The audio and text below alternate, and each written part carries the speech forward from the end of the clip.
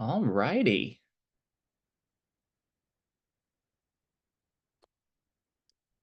Well, hello everyone.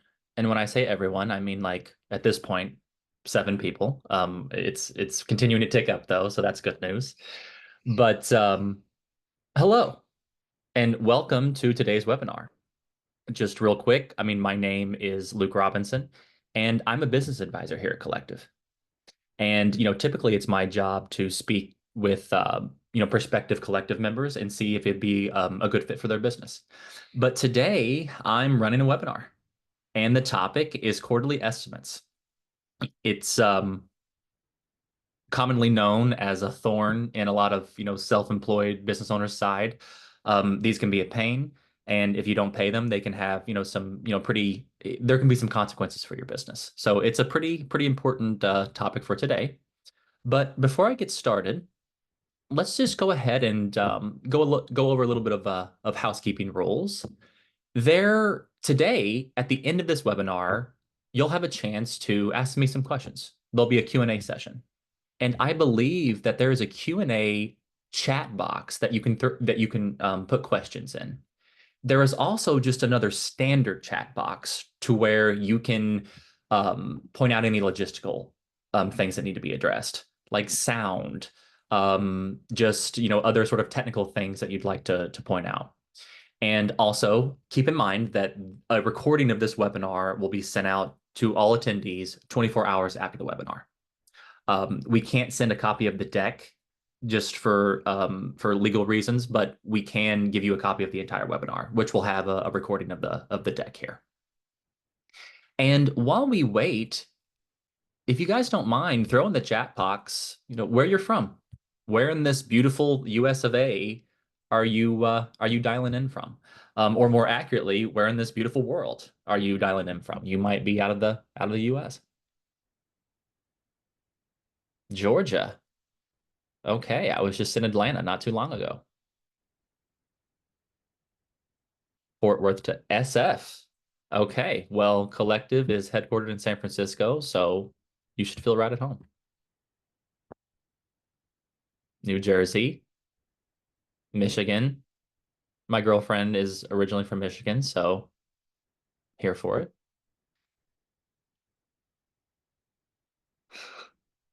Okay, New York City. Perfect. Well, let me see how many people we've got here. I think we've got enough to go ahead and get started. I think we can go ahead and kick it off here. Well, like I said, today's topic is quarterly taxes. And let's go through the agenda. For one, we'll talk a little bit about collective, essentially about how we'll be able to make your business financial life easier. That's kind of the first step. Then we'll kind of talk about the basics of estimated taxes. Estimated taxes 101, how they work and whatnot. Then we'll get into self-employed tax bases, just in general. Then we'll talk about an S Corp. What's an S Corp? How does it work? How can it lower your taxes? And then at the end, like I mentioned earlier, we'll have a Q&A session. Important to keep in mind that this webinar, technically speaking, is for educational purposes only. Don't consider any of this information, official tax advice or legal advice, or anything like that. It's always a good idea to, speak to a tax attorney, a CPA, or some sort of tax professional before you act on any of this information. So it's important to keep that in mind. Well, about collective, first item on the agenda. Essentially, you can think of us as an all-in-one platform designed for self-employed people in a tax context, payroll context, bookkeeping, business formation. We essentially handle the whole shebang. This is your money when you're self-employed. Long story short, all over the place. When you're self-employed, you're wearing all the hats. And when you're employed, when you're just a W-2 employee, your taxes are taken care of. They're automatically taken out of your check, paid to the government. It's really easy to file your tax return, as I'm sure a lot of you A lot of you people know that if you've had a W-2 job in the past, all you got to do is take a W-2 form and file your return online in 10 minutes. But when you're self-employed, it's a lot different. You know, you have to know how to set up your business. What's the proper way to do that? What sort of business structure should I have? Should I be an LLC? Should I be a corporation? So on and so forth. You have to keep ongoing financial reports. If you don't do that, it's really hard to even know how much money you're making, to file your taxes. And you have to estimate your taxes. That's something else that's new, when you become self-employed, that you don't have to do when you're an employee. Um, you have to do ongoing bookkeeping. If you're an S Corp, you have to do payroll, so on and so forth. There's a lot of things that are in the air when you're self-employed. When you need to make a financial decision, it's equally as chaotic, because financial decisions, even if they're personal financial decisions, intertwine with all of these elements, that arise when you are running a business. Good news, though, is here's your money at Collective. With us, in kind of our all-in-one, platform nature, we take care of the whole thing. So if you come on board with us, you focus on your business, we'll handle the paperwork. Okay. Well, now we have a poll question, and it's what stresses you out the most when it comes to taxes. And here in a moment, you will see something pop up on the screen. Here it is. What stresses you out the most?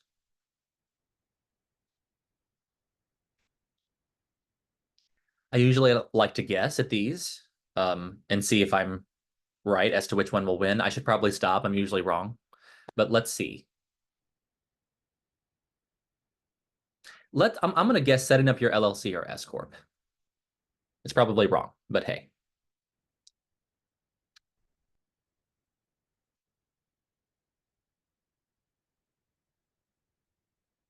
Okay. Oh, well, I was wrong. I was wrong by a good 10%, but hey, life is short. Preparation and filing. Okay, well, hopefully by the end of this webinar, you'll have a little bit, better understanding about how that works. Okay, let's jump into estimated taxes. Quarterly tax basics.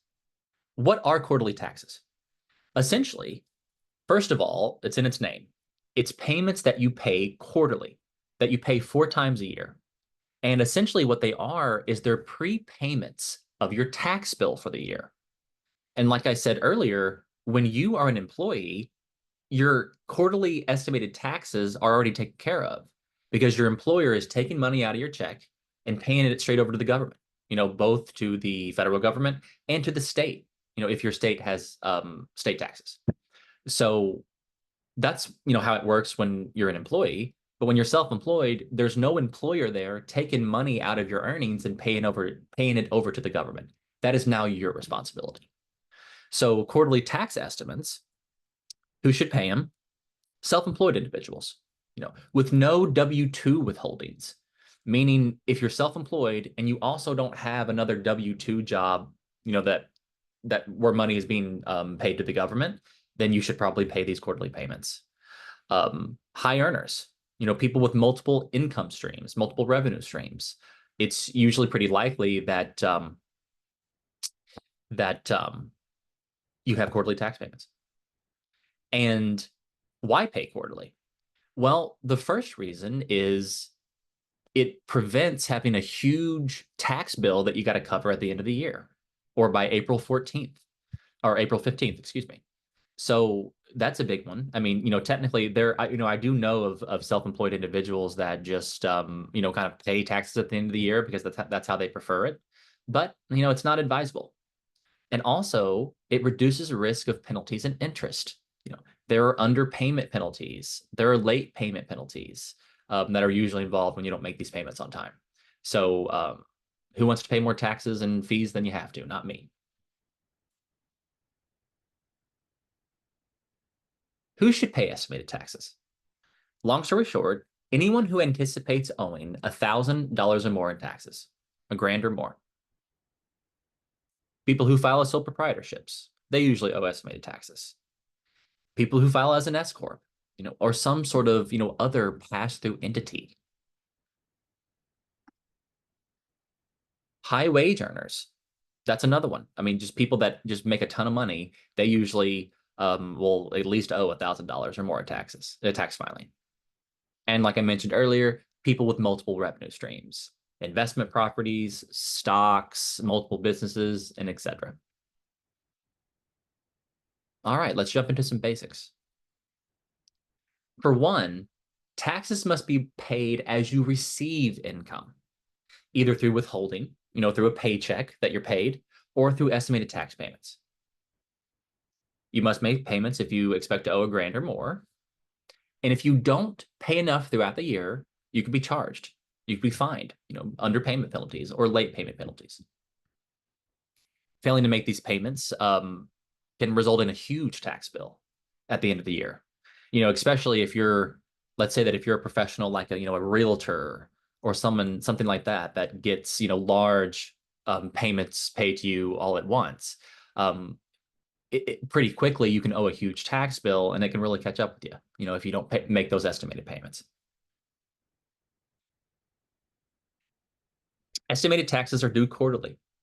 They're due halfway through the month after each quarter. So for the quarter of January, February, March, that first quarter payment is due on April 15th, and so on and so forth. And then the last payment, what is that? September, October, November, and December, that payment is due January 15th of the following year. So 2024's last quarterly tax payment will be due by January 15th of 2025. Okay, let's get into the penalties and the differences between them. You've got two main penalties that are involved with estimated tax payments: an underpayment penalty and a late payment penalty. An underpayment penalty essentially means you have not paid enough taxes during the year. And the IRS has, thresholds. They have minimum amounts to determine if penalties will even be assessed on you. They're not always assessed. And penalties are based on the amount underpaid at the time it was unpaid. Late payment penalties are simply penalties that you make or that you incur when you miss the quarterly tax payment deadline. So if you miss the April 15th deadline and so on. So those penalties are involved as well. How to estimate your federal taxes? How do you even know how much to pay in these quarterly payments? Well, I talked about some thresholds that were involved in these penalties and how they work. The IRS have some things called the safe harbor rules. And essentially what it is for one, there's a couple ways that you can avoid penalties. One, if you pay at least 90% of this year's estimated taxes, then you can avoid underpayment penalties, this year's taxes. Also, if you at least make 100% in payments of last year's tax bill currently, then you can also avoid penalties. For high earners, though, it's got to be 110% of last year's tax bill.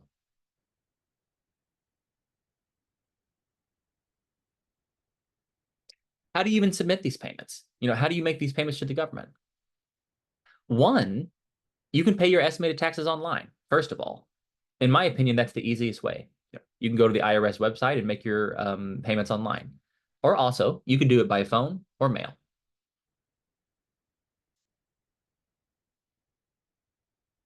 Okay. This is a method to estimate taxes based on actual income and deductions. So this is how it works. You have to first, you have to estimate your AGI. That's your adjusted gross income. And another way to think about this is essentially if you're a business owner, your net income. It's your yearly income after your business expenses and tax deductions and whatnot. So essentially all of your gross income minus your business expenses. What is that number? Then you take your taxes into account. You essentially just multiply your estimated AGI by your applicable tax rates. You just go online, see your tax brackets, see, how much you'll owe, and apply those tax rates to your AGI. And then, of course, That's your estimated payment for the entire year. And you just divide that entire payment by 4. And there you have your estimated payments. And if you do that, method, you could just make that same estimated payment every quarter. And if you're off just a little bit, hopefully you'll be protected by those safe harbor rules, and you can make an extra payment at the end of the year. Estimated payments, they're not just for the feds. It's not just with the IRS. States have them too. Not all states, but some of them do. Okay.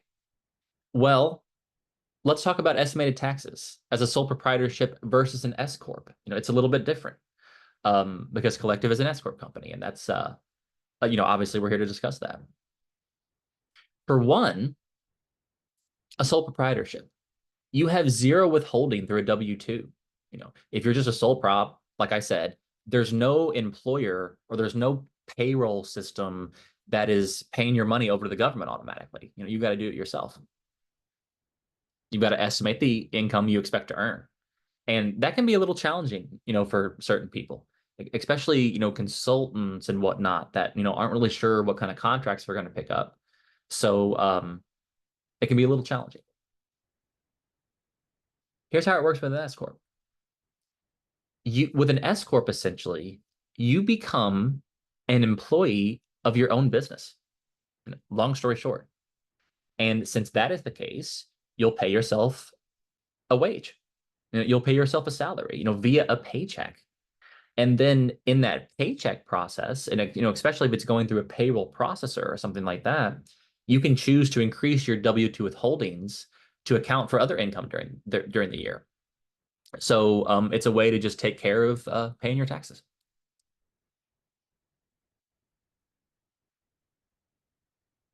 Okay, self-employed tax basis. Let's just get into some general hot tips when it comes to being self-employed.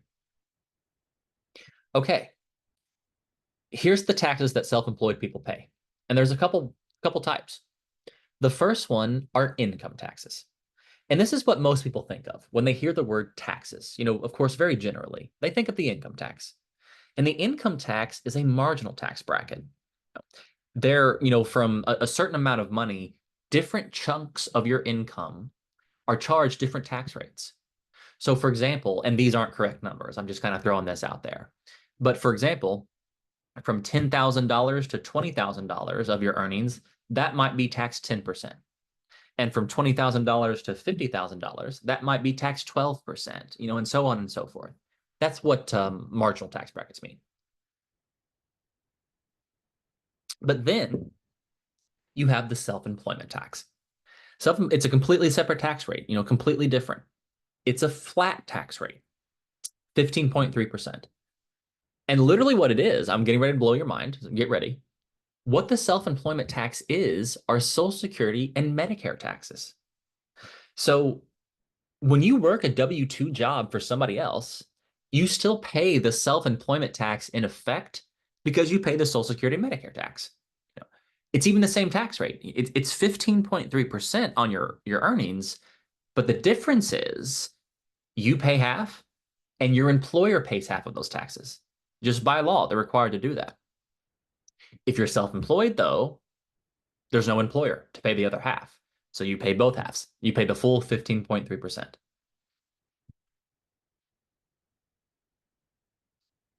This is why self-employed taxes are so expensive, is because you pay the full 15.3% on your earnings. And this example, of course, has to do with someone that's making around $100,000 a year.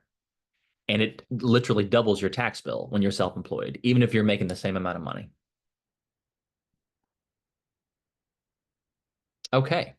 This is kind of how you, I guess, come up with your income to even determine how much you should pay in taxes. And when you're a sole proprietorship or an LLC, you essentially subtract how much you've spent from how much you've earned. So total revenue during the year minus your total expenses during the year, you get your net income.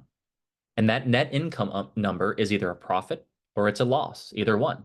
If you have more expenses than you do income, you therefore have a loss. And either that profit or loss flows to your tax return that's reported on your personal tax return. And there's some situations where you can write off a business loss on other sources of income.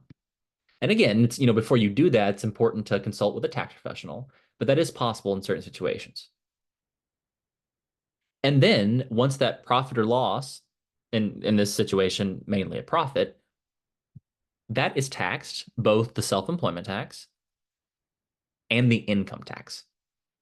So, it's pretty hefty when you're just a sole proprietorship or an LLC, the tax number. What is an S Corp? Let's dive in a little deeper about how S Corps work and about how they can potentially save you some money. Before we hop into S Corps, let's get into business entities. Let's talk about legal structures. Legal structures, it's something that you have to have before you become an S Corp, believe it or not. And essentially, they're formed with your state, wherever you live, and they're formed with the Secretary of State's office. So think LLCs, partnerships, corporations, things like that. They require a formal organization process with the state. You've got to file paperwork with the Secretary of State and, form your business. And then they're typically required to file an annual report or a biannual report every 2 years. I've seen that in certain states. Letting the state know who manages the entity, if the entity is still, up and running, in good standing, and etc. An S Corp, though, is a tax election. It's not a business entity. An S Corp is not a legal structure. It's a way to ask the government to tax your business in a certain way. So for one, the IRS automatically decides how each business structure is taxed. So when you're just an LLC, you are taxed the same way as a sole proprietorship is. You're taxed the same way as if you don't have an LLC. You're taxed the same. However, if you're a corporation, you might experience double taxation. Corporations are typically taxed at the corporate level, at corporate earnings, and then they're taxed at the employee and the shareholder level. When those monies are paid out to shareholders and owners, they're taxed again. But you can ask the IRS to tax either an LLC or a corporation as an S Corp, which could potentially save you some money on taxes.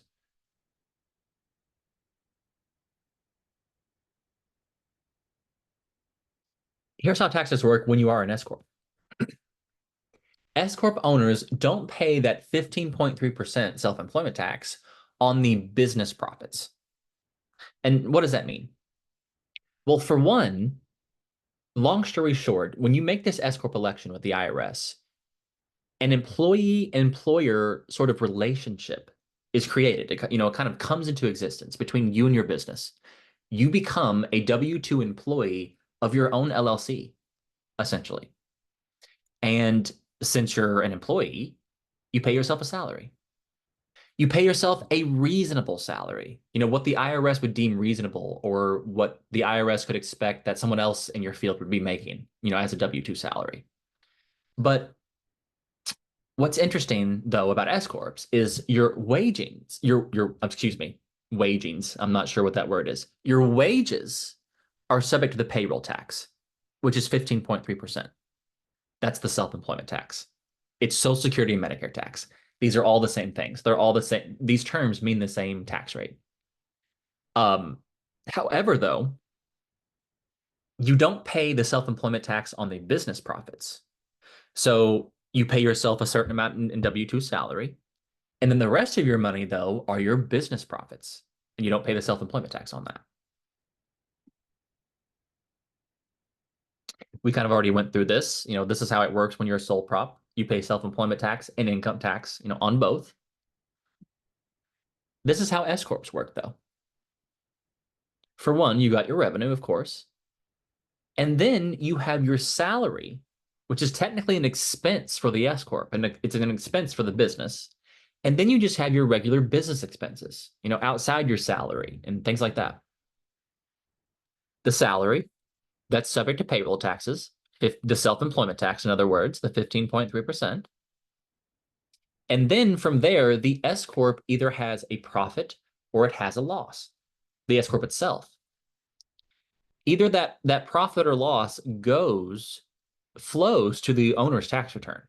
Both your salary flows to the owner's tax return, and you're charged income tax on your salary, you're charged payroll taxes on your salary, but then the business profit goes also flows to your tax return.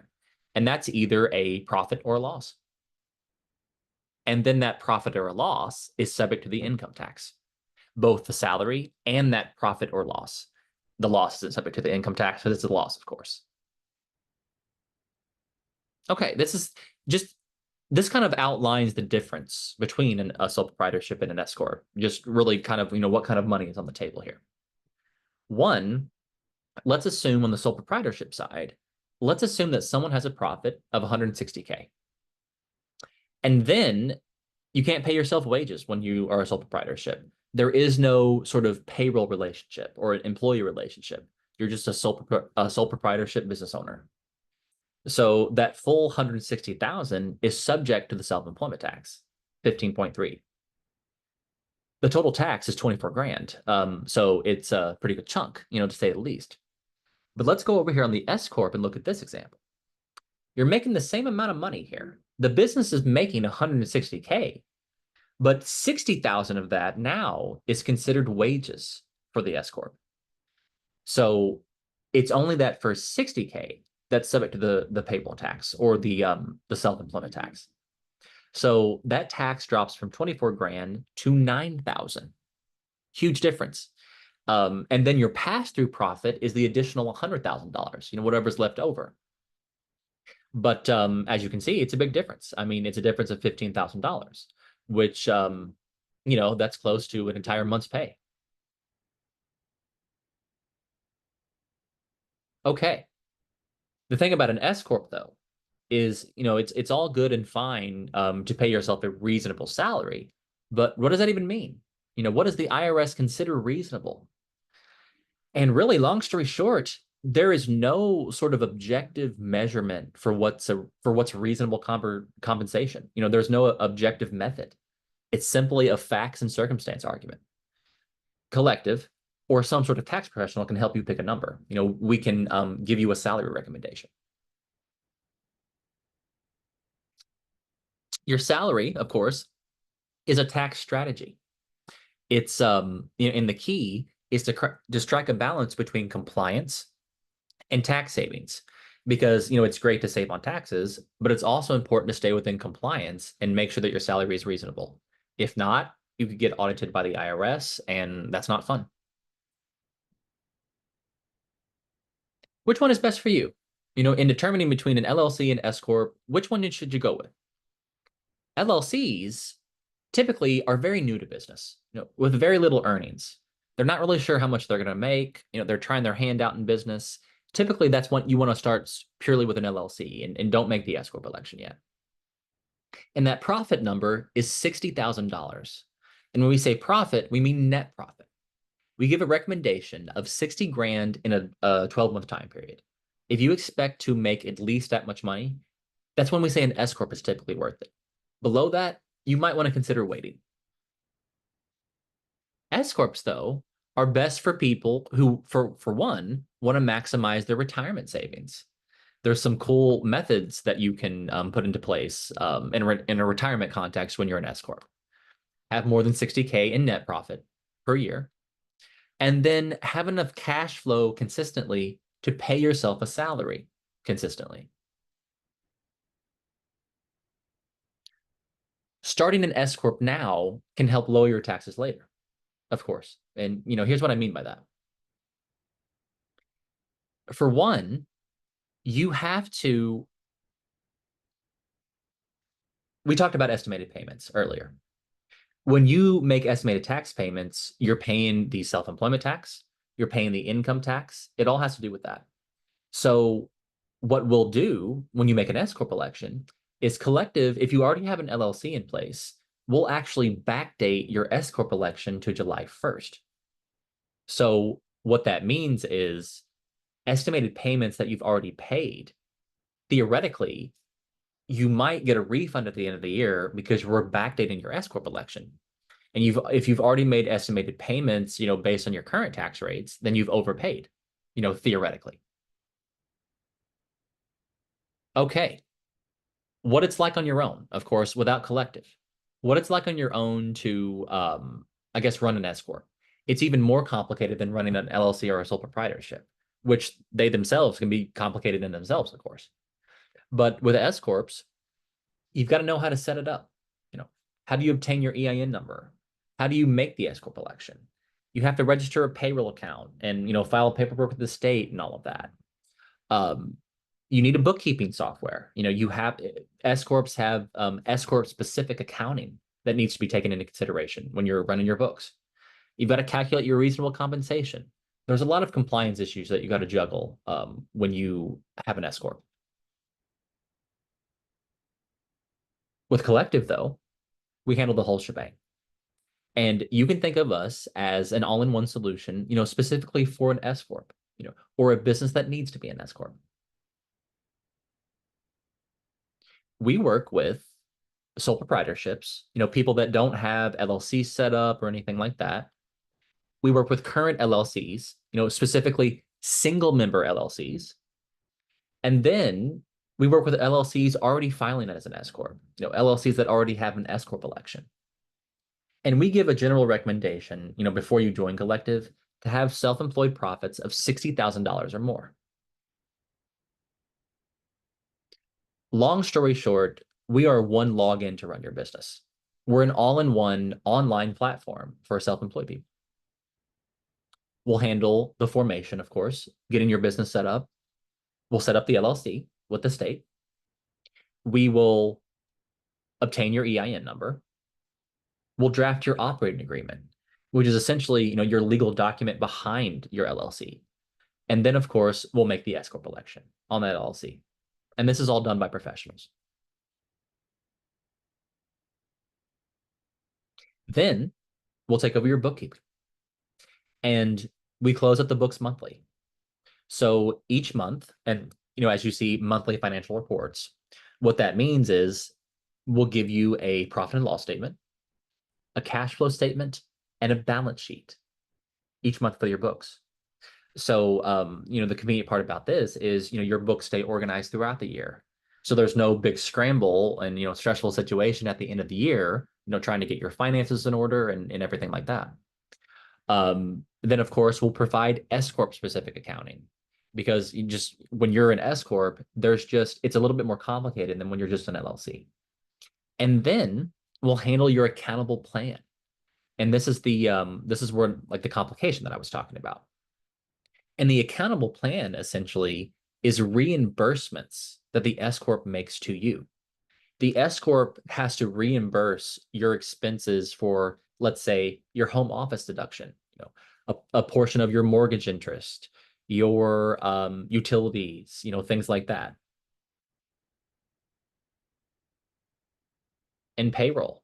When you're an S Corp, payroll is very important because, remember, you are going to be on a paycheck. So we'll run payroll for you. We'll give you reasonable compensation guidance. We'll give you a salary recommendation. And then, of course, we'll file the payroll tax filings. There's quarterly filings that you have when you run payroll. And then we'll pay your contractors for you as well. And as long as their payroll is run on our payroll processor, it'll file the 1099s. It'll take care of the tax paperwork. So it makes it really convenient. And then, of course, taxes. We will file your S Corp tax return, specifically your 1120S, your business return. And that's included with both the federal, the IRS, and the state. There's some states that have specific S Corp tax returns. And then, of course, we'll calculate your estimated taxes, remind you to pay them, and make sure those are taken care of. Compliance and support. We provide year-round support. For one, annual compliance reminders, to make sure that your LLC can stay in good standing and up and running. And then also, you have a support team. You can message at any time. So if you have an accounting question, you need some guidance on something, or just some general information, then you can reach out to us whenever you need us. Okay, this is really important. For existing LLCs, collective can backdate your S Corp to July 1st. So if you've had an LLC in existence since then, any money you've made since July 1st will be able to rope under the S Corp tax rules, theoretically. So keep that in mind. And that can result in some big savings. Okay, let's get into the cost. You've got two ways to pay collective. There's a monthly option, and of course, there's an annual option. If you go the month to month route, it's 349 monthly, and an at will contract. Or it's 35.60 a year if you pay up front for the annual option. And essentially that's 15% off if you go that route. You also have a one-time onboarding fee, essentially, and that covers getting the S Corp set up, getting your LLC set up, drafting your operating agreement, and so on. Um, and keep in mind too that collective is tax deductible. We're a business expense. Okay. And then also, before you even join collective, we offer a free call, with a tax advisor to examine, whether or not you even need to go the S Corp route. Just to examine, what the next best steps are for your business, essentially. And if it's not quite time to join collective, we'll tell you. And, we'll give you some referrals and, some good next steps for your business. But if it is time, we can talk about next steps with us. And today, as a webinar attendee, you get a sweet, sweet discount code. So, please feel free to schedule a call with us. You can do it on our QR code here. You can go to this link. You can go to our website to schedule a call. But just be sure to have this code with you. Okay, now let's start the Q&A sesh. We've reached it. And I'm just going to keep this page up so everyone has some time to scan the QR code. But let's see what kind of questions. Okay.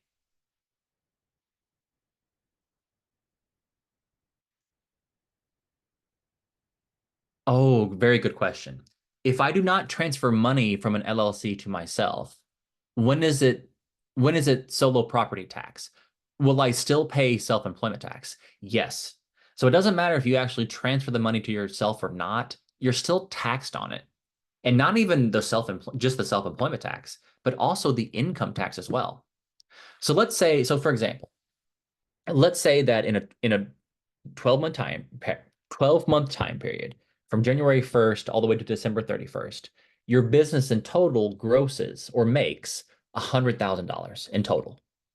But let's say also during that time frame, you have $20,000 in business expenses. Your net income is now $80,000. You're taxed on that $80,000 no matter what. No matter if it just sits in the bank account, no matter if you transfer it to yourself personally, you're taxed on it no matter what.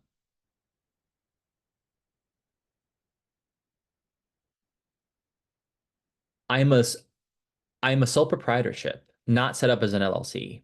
Can I still backdate to July 1st for this tax year to convert to an S Corp? Well, you can still be an S Corp for this year, but unfortunately you can't backdate to July 1st because you don't have an LLC in existence. And essentially, your S Corp election will start whenever we get the LLC up and running. So whenever that date is, let's say that your LLC becomes finalized on September 20th, something like that. Your S Corp effective date would be September 20th. So really I guess the moral of the story here is to do this as soon as possible. Get an LLC set up as soon as possible or schedule a call with us, as soon as possible to kind of talk through it. But the longer you wait, the more that you'll pay in the self-employment tax.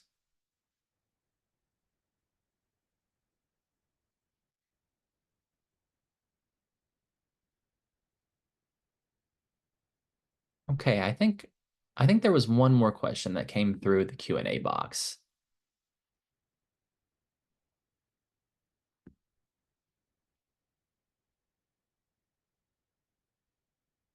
Maybe, maybe not.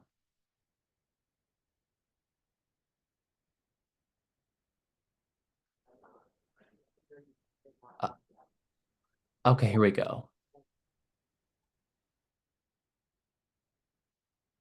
Oh, Kristen has a good question. What if I don't need the payroll service support? Does pricing reflect adjustments like that?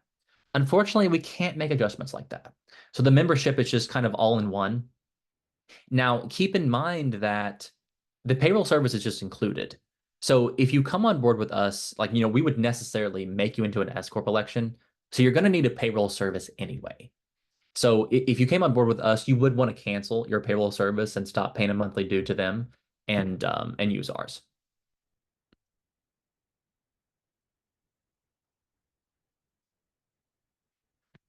Under the S Corp election, is the employer payroll tax on the W-2 wages deductible from S Corp profits when calculating S Corp income tax? Very good question. And I believe it is, yes. I believe that the employer payroll tax, like their portion of the tax, is a deductible expense along with the salary itself as well. And then whatever's left is you have the income tax on the S corp profit. But keep in mind though that your salary is subject to the income tax anyway on your side. So important to keep in mind.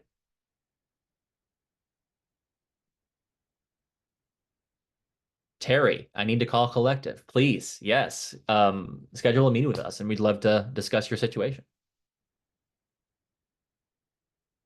Does converting to an S corp cause any red flags to IRS for audit purposes? How have been sole proprietorship for many, many years? Well, technically, statistically speaking, and this has been true historically, I'm not sure what's going to happen in the future, and I can't guarantee anything, of course, in the future. But historically speaking, generally, the S corp tax returns have had lower audit rates than Schedule C sole proprietorship tax returns. The government goes after just the Schedule C sole prop professionals more than they go after S corps, oddly enough. And I just think just because, they're easier to get to and like they're just easier to audit. Oh, Robin has a great question. In an S corp, what happens with the distributions? Does it just sit in my bank account and can I transfer the money to my personal account anytime? Yes, it just sits in your business bank account and you can make a transfer to yourself anytime you'd like to. Long story short. And I kind of like to explain it. You can you can think of your earnings with an S corp kind of in two buckets. In one bucket, you have your W-2 salary, whatever amount that is. And that will flow from your business bank account into your personal bank account, just like a check would, electronically, through our payroll processor. So weekly, monthly, bi-weekly, whatever's most convenient for you, we can structure it that way. Your second bucket of earnings are your distributions. And how you take a distribution is you just manually transfer money from your business bank account to your personal bank account. You're done. You've taken a distribution. And you can do that at any time. Do we share the recording? Yes, we will share the recording. Yeah, within 24 hours, any webinar attendees will get an email with a recording of this presentation. What payroll provider does Collective use, or do you have your own service? We actually use Gusto's technology, and I'm not sure if you've ever heard of Gusto, but they're a really solid payroll processor. But what's convenient about it, though, is the Gusto technology, the payroll processor, is embedded into your collective dashboard. So you have, one platform where all your softwares are housed. And also, we have our own accounting software. It's a, proprietary software. And in that dashboard, along with the payroll processor, you can use the accounting software. You can, run your own reports, and all that jazz. Can I enroll if I already have an S Corp? Yes, you can, but specifically only if you have an LLC with an S Corp election.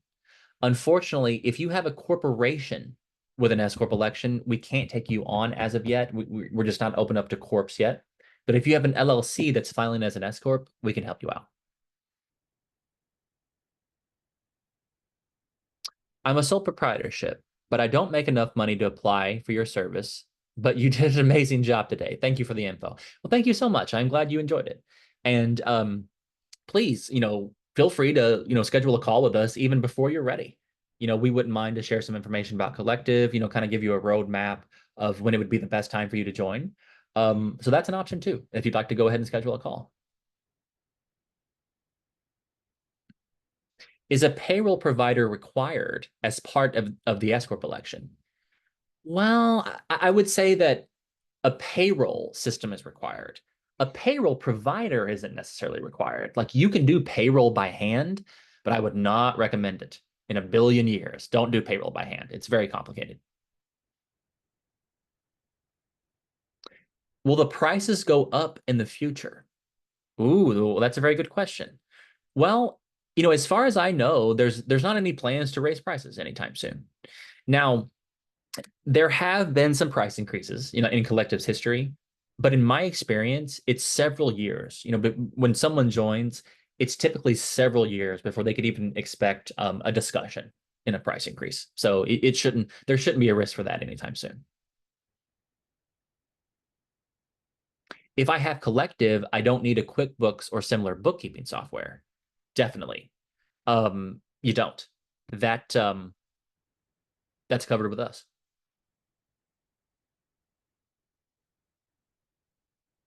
Are you saying I will not be qualified if I already have an S Corp? No, you won't be qualified if you have a corporation filing as an S Corp. But if you have an LLC filing as an S Corp, you're qualified. Or then, Collective could take you on. But it's just we can't have corps. Unfortunately, I can't onboard corps quite yet.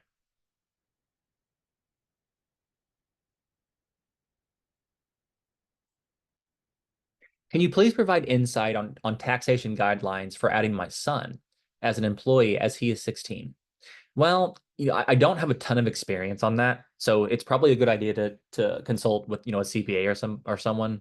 But keep in mind that if you pay someone as an employee, and I mean your son is 16, so this is, I'm sure, it kind of doesn't really matter, but anyone that you have an employee, keep in mind that you're paying half of their self-employment tax, of their Social Security Medicare tax, or anything like that. So that I guess that's really the only guidance that I would give is when someone is considered an employee for you, they're more expensive tax-wise.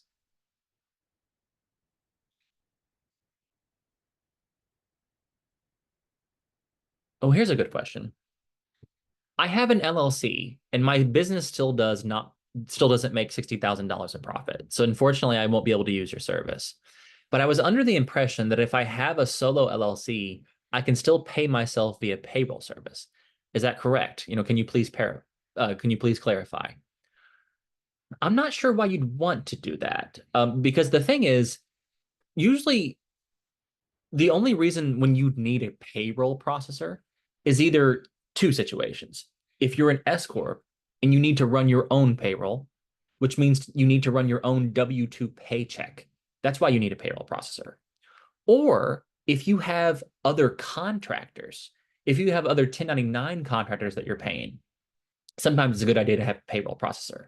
Because then if you pay them on that payroll processor, oftentimes the 1099 is filed with the government automatically and whatnot. But in my opinion, there's not really a benefit of paying yourself on a payroll processor because it doesn't really, you don't file a 1099 on yourself. You're the owner. So all you do to pay yourself, especially when you're just an LLC, is you just transfer money to yourself. So there's not, unless I'm missing something, then there's not really a need to have a payroll processor. Exactly, yeah, Taryn, exactly. So you can't pay yourself like when you're just a sole proprietorship, you can't pay yourself via W-2. Like you're not a W-2 employee of the business. It's just not possible. Now you can have it, like I said, you can have a payroll processor to pay other people, to pay contractors, or maybe even other employees. But as of now, if you're not an S Corp, you typically won't need one for yourself.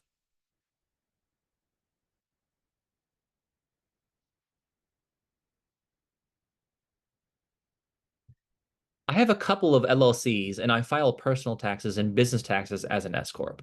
Will I not be qualified? It sounds like to me that you probably have an LLC with an S Corp election, so you'd probably be qualified for the service. Um, but we can check on that too. If you schedule a call with us, we can kind of look and see what's going on. So feel free to schedule a call. Okay, I believe that might be all the questions we have. Let me just make sure. Okay, that's all.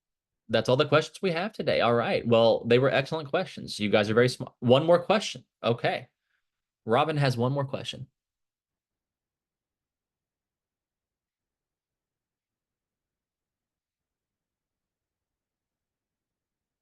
Let's say that I have a solo 401k. Does this money kind of come out of my W-2 paycheck as an S Corp? Honestly, that's a really good question. I'm not sure about that. I believe it does. I think that if, because I think partly the business itself, the S Corp itself would contribute to the solo 401k in that context. So yes, I think that it would. Oh, another good question. Let's say that I want to buy a house next year. Will the bank only look at my W-2 income or the total W-2 and distributions? Yes. They should look at your AGI. They should look at your income in total. So essentially, what they'll do is they'll probably look at your 2024 tax return. And then both your salary and your distributions flow to your personal tax return kind of as income. So if they especially if they ask for your tax returns, they'll see your salary amount and they'll see your distribution amount. Okay. I think that actually is the last question, unless I'm very wrong. I unfortunately can't see the Q&A box. My I have a wonderful colleague here that's helping me out, Sarah. She's great at this, and she's copy and pasting these questions. And she just said that that's it. Okay. Well, that concludes our webinar today. And it was a great conversation. Like I said, you all are obviously very intelligent.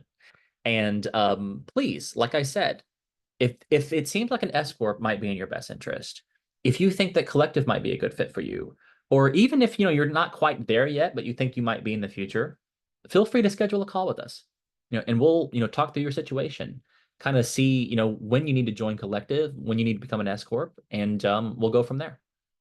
But real quick before I let you go, reminder that this webinar, a recording will be sent out 24 hours after.